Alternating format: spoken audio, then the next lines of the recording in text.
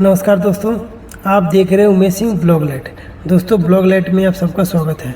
दोस्तों आप जो वीडियो में देख रहे हैं ये बैक चौक फ्लड लाइट है। कौन सा है? बैक चौक फ्लड लाइट है। फ्लड लाइट देखिए, इसका क्या है कि जो बैक चौक जहाँ पे ड्राइवर इंस्टॉल करते हैं उस पोर्शन में कैसे पानी आया हुआ है, देख रहे हैं ना किस तरीके से पानी भर गया है। मीन्स क्या होगा कि इसका IP66 जो रेटिंग होता है वो रेटिंग फेल हो गया है। और फेल कैसे हुआ है? इसका गैस किट गड़बड़ हो गया है। गैस किट गड़बड़ मतलब या तो गैस किट के माध्यम से पानी गया होगा या ग्लैंड के थ्रू गया होगा। ग्लैंड जहाँ से केबल निकलता है सप्लाई के लिए, या तो उसके माध्यम से इसमें पानी आ गया होगा। पानी आने के वजह से इसका जो ड्राइवर दिख रहा है आपको, ये ड्राइवर फुली ख़राब हो गया। क्योंकि पानी चला जाएगा तो आपको पता है इलेक्ट्रॉनिक्स पार्ट्स है वो कैसे ना कैसे ख़राब हो जाएगा। ठीक है, तो आपको जो वीडियो में दिख रहा है इसका जो ड्राइवर कैसे गया हुआ है, इसका मेन कारण है इसमें वाटर चला जाना। मीन्स IP66 जो रेटिंग होता है वो फेल हो जाना। ठीक है, आप ये जो देख रहे हैं ये फ्लड लाइट है और फ्लड लाइट 300 वाट का फ्लड लाइट है। देखिए हॉजिंग कितनी हेवी बनाई हुई है, देख रहे हैं ना। मतलब 8 किलो 9 किलो के करीब हॉजिंग रहते होती है पहले, और अब तो थोड़ा सिंपल आ गया है, हल्का आ गया है। लेकिन देखिए ये 300 वाट की है, 300 वाट की फ्लड लाइट। ठीक है, और हॉजिंग इसकी कितनी हेवी है, आप उठा के काफ़ी दूर तक नहीं चल सकते। अगर 2 लाइट उठा लें तो काफ़ी दूर तक नहीं चल सकते हैं। ठीक है, और हॉजिंग के वजह से ही लाइटें को मतलब ये लाइटें टिकाऊ रहती हैं। ये लाइटें जो है आपको जो दिख रहा है इस पर लिखा हुआ है मैन्युफैक्चरिंग डेट 2017, मीन्स 5 साल, मोटा मोटी 5 साल। 2025 चल रहा है तो मोटा मोटी 5 साल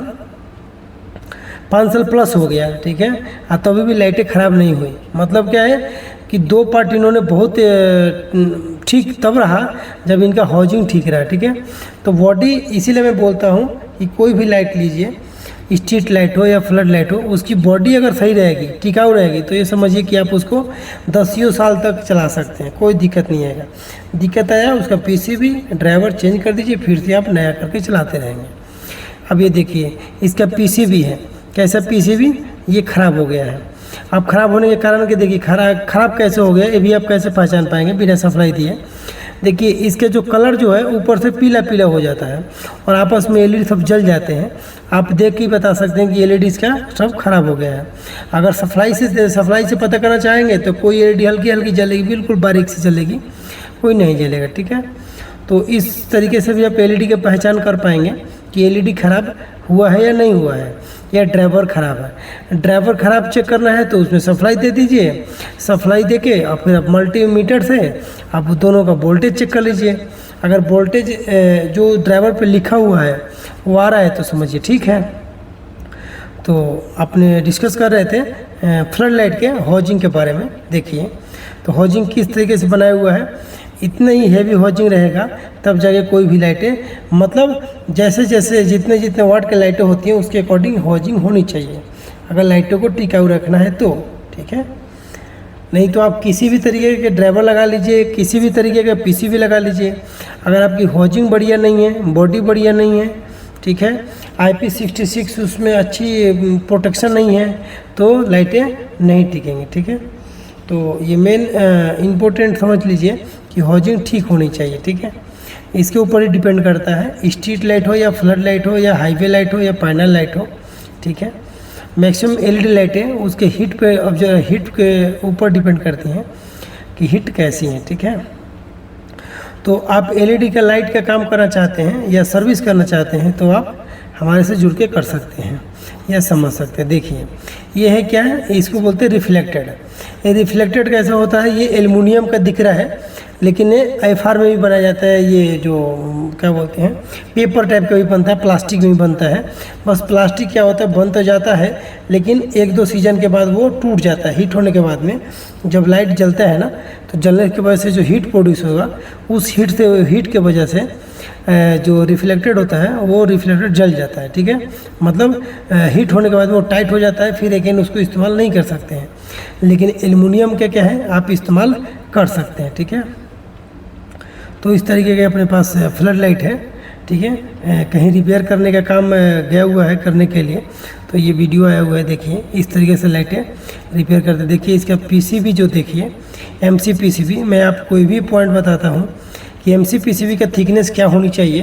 तो देखिए इस पीसीबी का थिकनेस 2.00 mm है थिकनेस, ठीक है। देखिए कितना थिकनेस मोटा है, इसकी मोटाई कितनी है, ठीक है।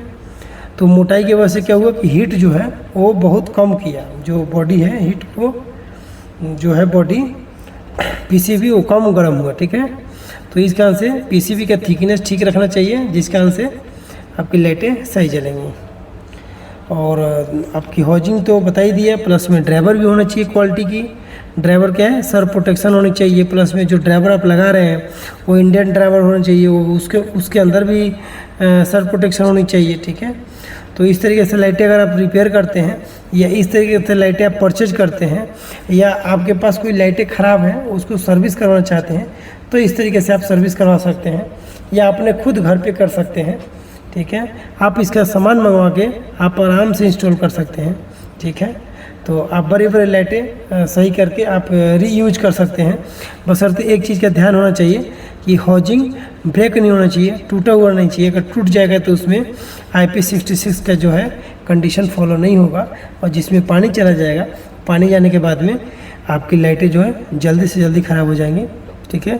बशर्ते हाँ, उसको भी एक है, उसको अंदर लगा सकते हैं आप, आउटडोर में नहीं लगा के आप अंदर लगा सकते हैं, ठीक है, अगर जो लाइटें ख़राब हो जाती हैं, ठीक है। दोस्तों आपको वीडियो कैसा लगा, आपको वीडियो में इसमें क्या समझ में आया, आपको और क्या जानकारी चाहिए, हमारे इस कमेंट करके बता सकते हैं। फिर मिलेंगे नेक्स्ट वीडियो में। जय हिंद।